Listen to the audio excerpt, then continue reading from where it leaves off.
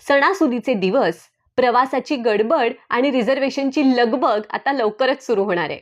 यावेळी होणारी गर्दी टाळण्यासाठी भारतीय रेल्वेनं प्रायोगिक तत्वावर राऊंड ट्रिप पॅकेज सुरू करायचा निर्णय घेतलाय.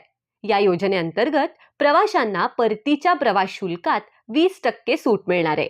यासाठीचं आरक्षण 14 ऑगस्ट पासून सुरू होईल आणि 13 ते 26 ऑक्टोबर दरम्यान धावणाऱ्या गाड्यांसाठी प्रवाशांना जातानाचं तिकीट बुक करता येईल. त्यानंतर 17 नोव्हेंबर ते 1 डिसेंबर दरम्यानच्या गाड्यांसाठी त्यांना परतीचं आरक्षण करता येईल. मात्र जाताना आणि येतानाचे प्रवासी वेगवेगळे असतील तर या योजनेचा लाभ तुम्हाला घेता येणार नाही. तुमचं तिकीट जर कन्फर्म झालं नाही तरीही ही योजना तुम्हाला लागू होणार नाही.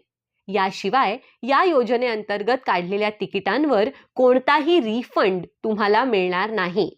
त्यामुळे प्रवासाची काळजीपूर्वक आखणी करा, वेळेवर रिझर्वेशन करा आणि या योजनेचा लाभ घेऊन सुखकर प्रवास करा.